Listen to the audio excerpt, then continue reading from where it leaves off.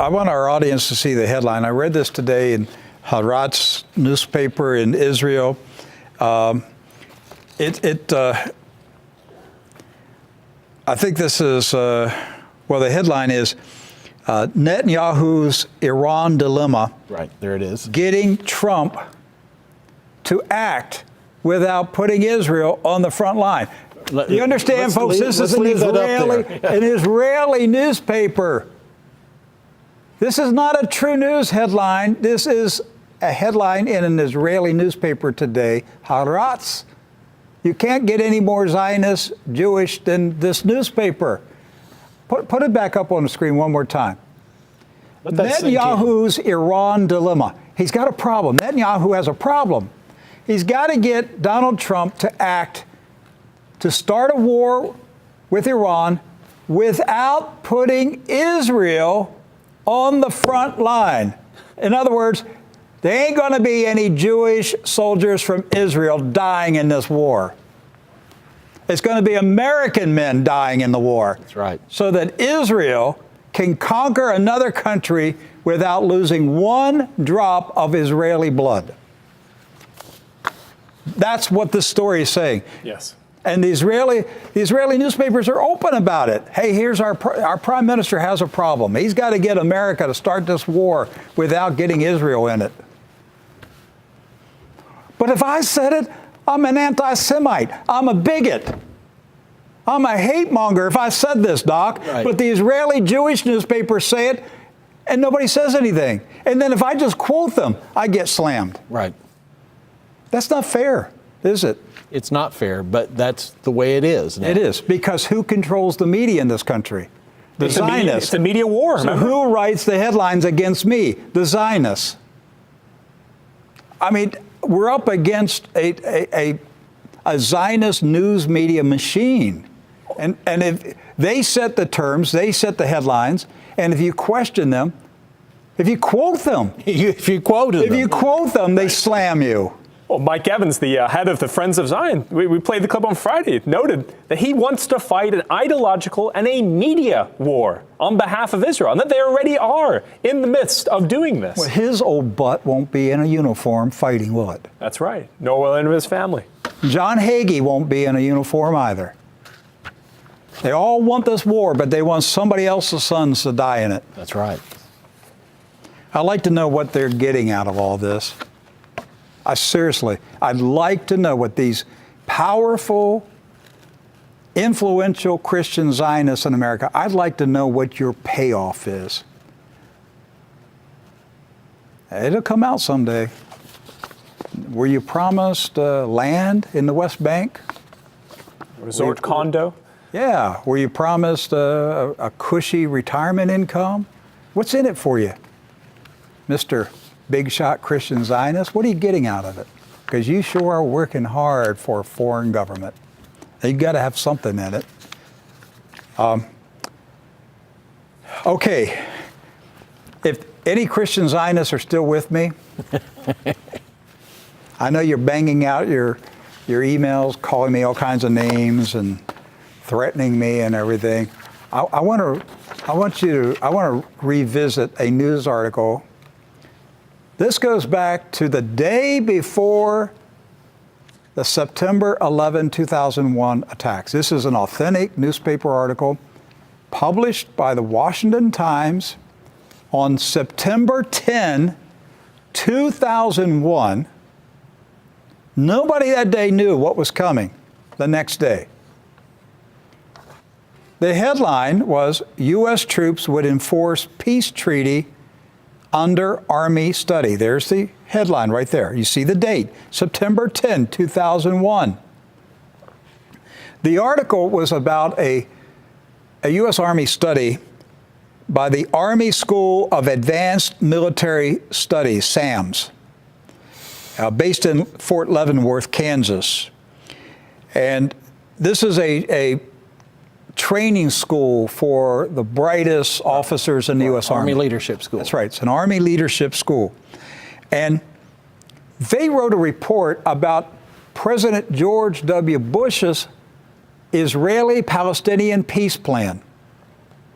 The Bush peace The plan. Bush peace, see, there's been a Clinton peace plan, there's been an Obama, they've all had peace plans. Actually, going back looking at President Bush's peace plan, it was pretty good, Doc. It's pretty fair. Much better than the alleged plan that we read. Absolutely. And so President Bush wanted to put 20,000 American troops in Israel Right. to enforce the peace between the Israelis and the Palestinians. In a newly created Palestinian state. A Palestinian state. President Bush was in favor of a Palestinian state, and he was willing to put American troops there to make sure that there was peace between Israel and the Palestinian state. So, I want you to see one line in this article, Washington Post, September 10, 2001. Excuse me, Washington Times. Here's the quote. It says, of the Mossad, speaking of the Israeli Mossad, the Israeli Intelligence Service, the SAMS officers say, wild card, ruthless and cunning, has capability to target U.S. forces and make it look like a Palestinian Arab act. Do you see it there at the bottom of the screen, the last paragraph? This is what the U.S. Army report said. The day before September 11, 2001, the U.S. Army said, speaking of the Israeli Mossad, the Israeli Intelligence Service, they called them a wild card, described Mossad as ruthless and cunning, said that the Israeli Mossad has the capability to target American troops and make it look like Palestinian Arabs killed the troops. And that's been the modus operandi. And what happened the next day, Doc? What happened the next day? Allegedly, Arabs with fireproof passports drove planes into the World Trade Center in New York City, driving us to war in Iraq and Afghanistan. And here we are now in 2019, and we are still in war all through the Middle East on behalf of Israel. In our 100-year war. And so I think that SAMS report by the Army was prophetic. It was God was using that Army report to say, wake up, Americans. You're about to be pulled into a war with Arabs, with the Muslim world. And you're going to be made to believe that something horrible that happened to you was done by the Muslims. But it wasn't done by the Muslims. It was done by a wild card, the Israeli Mossad, that's cunning and ruthless and can carry out attacks on Americans and make it look like Arabs did it. That's the literal definition of a false flag. They didn't write that. That's a false flag. That's not my conspiracy theory. That's a U.S. Army report. The day before, published the day before 9/11. Yes. You can call me any name you want to call me. That's a U.S. Army report. They warned us. They were telling us what Israel is capable of doing. My friends, we're about to be pulled into another war in the Middle East to attack Iran, and they're going to do it the same way that they did 9/11. There's going to be a horrific attack, and there's going to be all this evidence that it was carried out by Iran. And then the people in America are going to be riled up to anger, to fury, to get revenge. It's going to have to be bloodletting. It's going to have to be revenge. And all the while, the Israeli Zionists are sitting back in their offices laughing and smiling that it worked one more time. And thousands of American soldiers are going to die on a battlefield for Zionism. An entire generation lost. I'm doing everything I can to stop it. I'm doing everything I can to expose it. We all got fooled. Look, I knew the official story wasn't right in September 11. I knew that.